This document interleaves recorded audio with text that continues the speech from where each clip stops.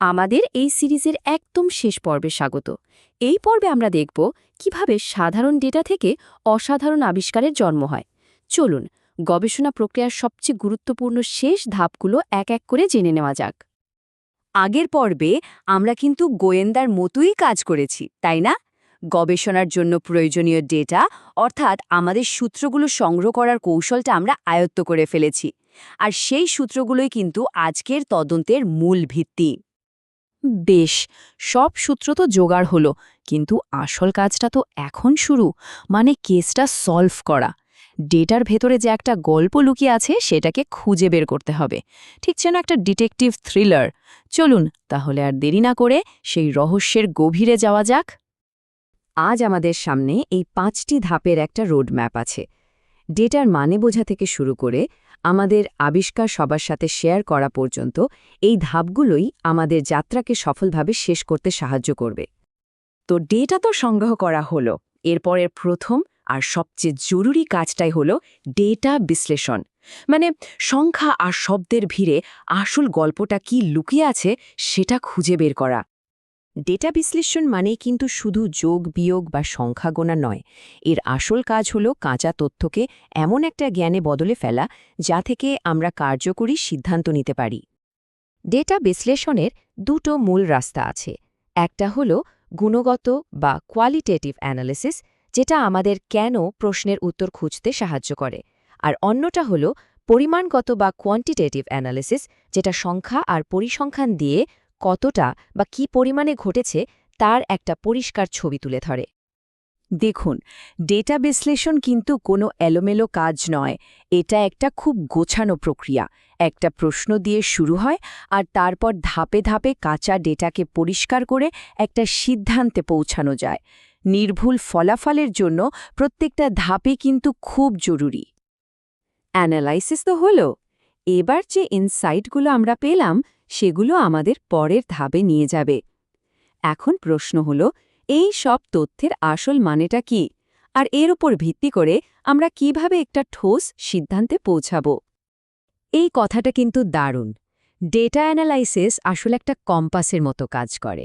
এটা আমাদের শুধু ধারণার ওপর ভরসা না করে নক্কর প্রমাণের ওপর ভিত্তি করে সঠিক পথটা দেখিয়ে দেয়। দেখুন, একটা ভালো উপসংহার কিন্তু শুধু রেজাল্টগুলো বলে দিয়েই শেষ হয়ে যায় না। এখানে সৎ থাকতে হবে। মানে গবেষণার কি কি সীমাবদ্ধতা ছিল সেটাও খোলাখুলি বলতে হবে। আর সবচেয়ে জরুরি হল নক্কর প্রমাণের উপর ভিত্তি করে কিছু সুপারিশ করা। সব মিলিয়ে এটাই কিন্তু একটা রিসার্চের সত্যিকারের সৎ মূল্যায়ন। গবেষণা শেষ করা তো হলো, কিন্তু এটা তো যাত্রার মাত্র অর্ধেক। আসল কাজ তো বাকি। নতুন যে জ্ঞানটা আমরা পেলাম সেটা এখন সবার সাথে শেয়ার করতে হবে। একাডেমিক কনফারেন্স হল গবেষকদের জন্য একটা দারুণ জায়গা। এখানে তারা নিজেদের প্রাথমিক কাজগুলো সবার সামনে তুলে ধরেন, অন্যদের কাছ থেকে শেখেন, আর মূল্যবান ফিডব্যাক পেয়ে নিজেদের গবেষণাকে আরও উন্নত করার সুযোগ পান। একটা কনফারেন্সে প্রেজেন্ট করার পুরো প্রক্রিয়াটাকে মোটামুটি এই 6টা ধাপে ভাগ করা যায়। সঠিক কনফারেন্স খোঁজা থেকে শুরু করে দর্শকদের সাথে প্রশ্নোত্তর পর্বে অংশ নেওয়া পর্যন্ত প্রত্যেকটা ধাপই খুব গুরুত্বপূর্ণ। আর একাডেমিক জার্নাল হল বৈজ্ঞানিক জ্ঞানের চূড়ান্ত আর্কাইভ। এখানে একটা লেখা পাবলিশ হওয়ার মানে হল কাজটা বিশেষজ্ঞদের কঠোর পর্যালোচনার পর সর্বোচ্চ মানের স্বীকৃতি পেয়েছে। জার্নালে একটা পেপার পাবলিশ করা কিন্তু বেশ দীর্ঘ আর চ্যালেঞ্জিং একটা প্রক্রিয়া। এর কেন্দ্রে থাকে পিয়ার রিভিউ, যেটা নিশ্চিত করে যে শুধুমাত্র সবচেয়ে ভালো আর নির্ভুল গবেষণাই যেন প্রকাশিত হয়। এবার আসা যাক গবেষণা যাত্রার একদম শেষ আউটপুটের দিকে, যেটা হলো আমাদের লিখিত রিপোর্ট। এটাই আমাদের সমস্ত কাজের একটা স্থায়ী দলিল হয়ে থাকবে। একটা ভালো একাডেমিক পেপারের কাঠামো কিন্তু একটা সুন্দর গল্পের মতো। ভূমিকা দিয়ে শুরু করে এটা পাঠককে ধাপে ধাপে পদ্ধতি, ফলাফল আর আলোচনার মধ্যে দিয়ে একদম শেষে একটা পরিষ্কার উপসংহারে নিয়ে যায়। আর সবশেষে ফাইনাল পলিশিং, মানে জমা দেওয়ার আগে শেষবারের মতো সবকিছু ঝালিয়ে নেওয়া।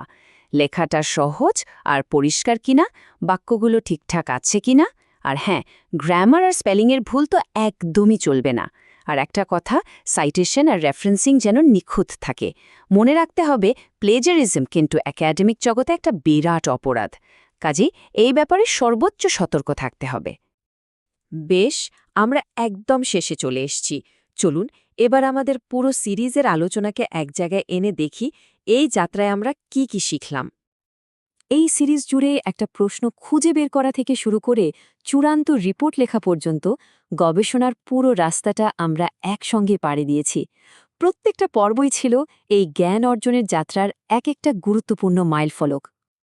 এই উক্তিটা গবেষণার আসল সারমর্মটা খুব সুন্দরভাবে তুলে ধরে। এটা শুধু তথ্য খোঁজা নয়, এটা হলো নতুন জ্ঞান তৈরি করার একটা সুশৃঙ্খল এবং শক্তিশালী প্রক্রিয়া। এই সিরিজের মাধ্যমে আমরা যে জ্ঞান অর্জন করলাম তা এখন বাস্তবে কাজে লাগানোর সময়। নতুন প্রশ্ন খুঁজে বের করুন, উত্তর আবিষ্কার করুন আর জ্ঞানের এই বিশাল জগতে নিজেদের অবদান রাখুন। এই বিশ্লেষণটি তৈরি করতে যে যে সোর্স ব্যবহার করা হয়েছে সেগুলো এখানে উল্লেখ করা হলো। আমাদের সাথে এই জ্ঞানযাত্রায় থাকার জন্য অনেক ধন্যবাদ।